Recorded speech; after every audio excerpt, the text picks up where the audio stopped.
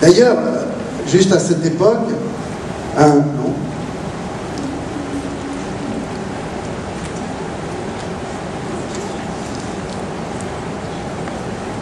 Oui. Donc, ces valeurs nouvelles commencent à construire, je vous disais,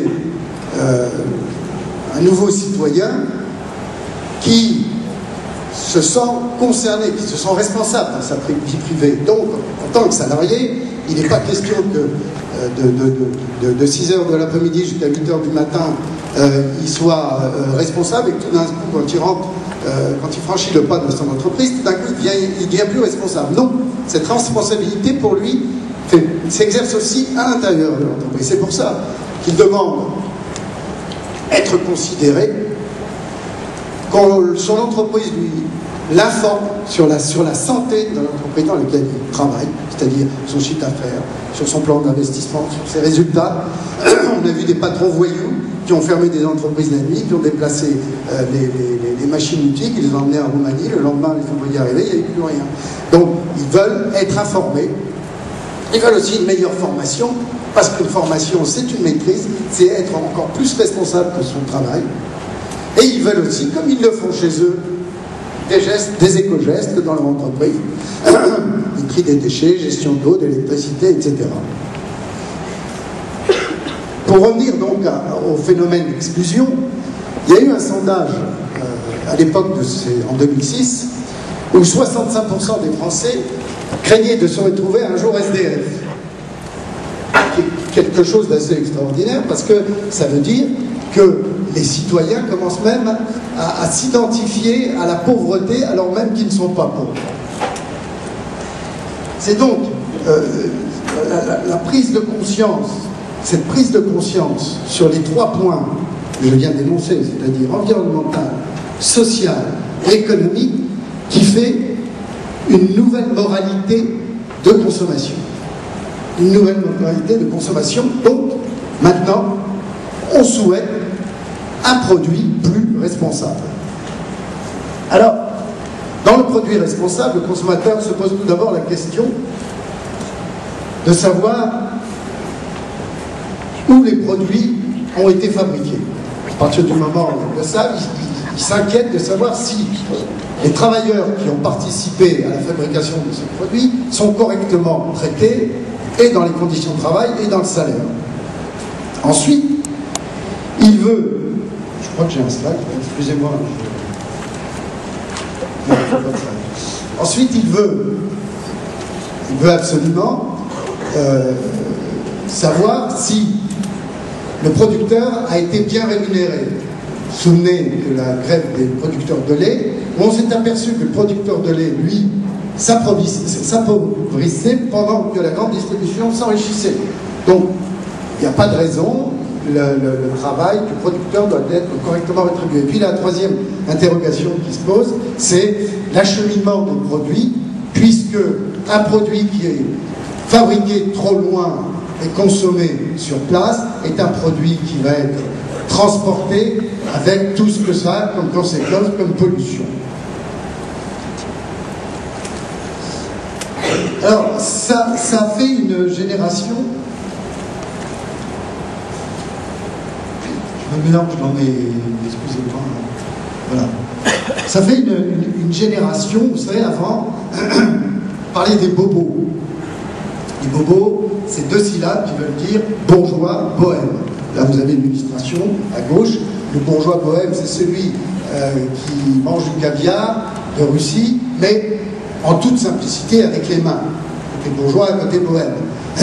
Par contre, le momo, pas confondre avec Maurice ou Mohamed, momo, c'est 2 syllabes. La première, c'est mobile, génération mobile, parce que c'est une génération qui n'hésite pas à se déplacer au gré des jobs. C'est une génération vraiment mobile, mais en même temps, c'est une génération qui se veut morale, et surtout dans sa consommation, c'est-à-dire momo. Les 2 syllabes, mobile, moral. Alors, le développement durable, par sa conséquence directe sur la vie des citoyens, comme par exemple la réduction des coûts, j'en parlais tout à l'heure, sur le pouvoir d'achat des foyers a éveillé des intérêts particuliers, à partir d'intérêts particuliers. Le citoyen s'est senti concerné par des choses importantes qui s'inscrivent dans le développement durable, s'est senti aussi un intérêt général pour le développement durable. C'est donc à partir des années 2000 qu'un nouveau citoyen a commencé à se dessiner. Et plus que jamais impliqué dans la société de consommation, mais estimant que cette consommation qui sont produites par les pays riches doit être morale. Alors, ce nouveau profil de citoyen consommateur, bien sûr, il est arrivé par des catastrophes naturelles, mais il est arrivé aussi par des conditionnements des grosses entreprises. Par exemple, tout le budget de recherche d'une entreprise comme Renault, tout le budget de recherche d'une entreprise comme Renault est consacré uniquement au développement durable. C'est fini, il n'y a plus aucun centime, aucun centre chez Renault qui est consacré encore à la voiture d'hier ou la voiture d'aujourd'hui. Tout le budget est consacré à la voiture électrique ou autre de demain. C'est-à-dire que la voiture de 2025, qui va être électrique, c'est-à-dire peu de temps, la voiture d'aujourd'hui, ça sera considéré comme un calèche en 1930. Donc, ça va aller très très vite au niveau de toutes les industries de masse qui sont dans le même mouvement et qui dépensent des budgets énormes et pour la recherche, mais aussi pour la consommation, pour la communication. Alors, on est à la fin d'une phase de culpabilisation par rapport à l'environnement, par rapport à la pauvreté, etc. Et on va arriver à une phase de consommation de produits responsables. On est encore dans la bonne conscience, mais on va passer dans la phase de la consommation de produits responsables.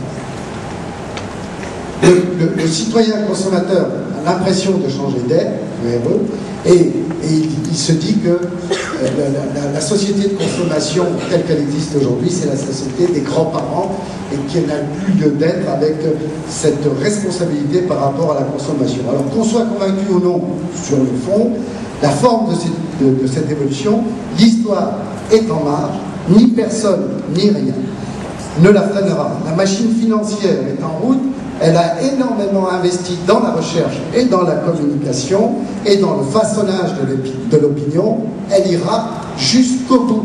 Jusqu'au bout, c'est-à-dire quoi? Faire des profits de produits étiquetés responsables.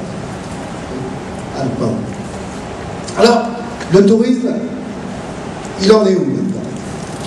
Alors, nous sommes, nous, dans le tourisme de ce secteur économique, engagé dans cette spirale du développement durable, mais malgré nous. Parce que, contrairement à d'autres secteurs, nous n'avons absolument pas participé ni au financement, ni à la recherche, ni au conditionnement des clients, ni à la communication d'un positionnement développement durable de notre activité.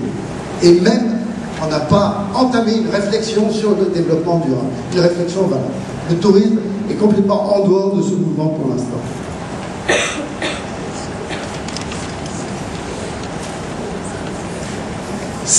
Ce désintérêt pour le tourisme, du tourisme pour le tourisme responsable, c'est exactement le même désintérêt qu'il y a eu dans les années 90 du tourisme pour Internet. Et dans les années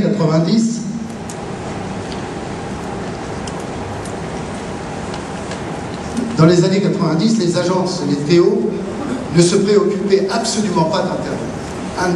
Un désintérêt complet d'Internet. 10 ans après, en 2009, 35% des Français partis en voyage ont réservé sur le net. 15 millions de Français ont préparé leur voyage sur le net, c'est-à-dire un Français sur deux, c'est énorme. Et surtout, 8 milliards d'euros réalisés par le e-tourisme. C'est 8 milliards d'euros qui échappent complètement à l'industrie touristique traditionnelle. Pour des acteurs qui se sont positionnés après. C'est-à-dire que nous, dans les années 90, nous avions les clients, nous avions le savoir-faire, c'était à nous de créer ces magasins virtuels à côté de nos magasins physiques. Au lieu de ça, nous n'avons pas investi, nous ne sommes pas investis, et c'est d'autres acteurs qui ont pris le marché. 2010-2020, le virage d'Internet, c'était dans les années 90, le virage du tourisme responsable des années 2010, on a raté le virage, j'estime, de l'informatique, de l'Internet. Il ne faudrait pas rater le virage du tourisme responsable. Le décalage entre le manque d'intérêt de notre activité touristique pour le développement durable et l'avance dans ce domaine, compris d'autres secteurs économiques, positionne le tourisme comme une activité ringarde qui n'anticipe pas à la demande et qui ne sait pas s'adapter. Pour beaucoup, les nouveaux produits de demain, sans exception, seront manufacturés sous le sceau du développement durable. Alors quand on demande à un professionnel du tourisme, pas vous, un professionnel du tourisme en place, la plupart, qu'est-ce que c'est qu'un voyage responsable? Pour lui, c'est vaguement un voyage en Afrique, dans le fin fond de l'Afrique, chez l'habitant, pour forêt inclus, etc., etc. Alors que non. Alors que non, ce type de voyage serait comparable à si on demandait qu'est-ce que c'est qu'une voiture responsable, ce serait un char à bœuf. La voiture responsable, c'est toujours une voiture. De la même façon qu'un voyage responsable doit toujours être un voyage et certainement pas une expérience humanitaire. Hein, donc voilà, voiture électrique, maison écologique, et puis on reste dans des clubs avec des barbelés pour s'isoler de la population, et on n'hésite pas à polluer le pays sans problème, puisque une semaine après on est parti et c'est plus notre problème. Voilà ce que c'est le tourisme irresponsable. Alors, cette méconnaissance des enjeux de l'avenir, c'est bien sûr, tout comme l'informatique et le développement durable, c'est à cause du tissu que constitue l'industrie touristique. Le tissu français est très émietté. Entre les TO, les agences, les réceptifs, les agences en ligne, etc., on compte à peu près 5000 entreprises. 5000 entreprises. À titre d'exemple, l'Allemagne, la Belgique, l'Angleterre, 5 voyagistes font 80% du marché. En France, il faut au minimum 20 voyagistes pour faire 80% du marché. Ces 5000 entreprises, très peu sont structurées, très peu. Ce sont souvent des moyennes, petites et très petites entreprises pour lesquelles la finalité, c'est à la fin du mois, c'est le chiffre d'affaires, et puis c'est l'inquiétude sur les fléaux, sur le terrorisme, sur les catastrophes, etc. Ce qui fait que le développement durable passe vraiment en dernière priorité, ce n'est vraiment pas le priorité. Alors, il faut rattraper ce retard. Pour rattraper ce retard, 4 leviers. Très simple. Premier levier, la promotion des offres touristiques responsables existantes.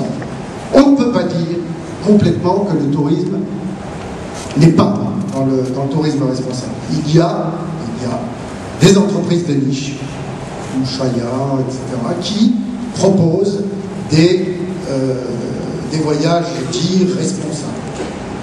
Et puis il y a aussi des transporteurs comme Air France qui ont des budgets d'investissement justement pour arriver à faire des voyages propres très importants. Il y a des tours opérateurs, Fram avec son Framissima Nature ou Costa qui a un gros budget pour les déchets rejetés en mer. Ça existe, il y a, alors c'est vraiment à petite vitesse, mais le tourisme responsable est un tout petit peu en route à très petite vitesse. Donc il ne faut pas hésiter, quand on est dans une agence de voyage, à en parler.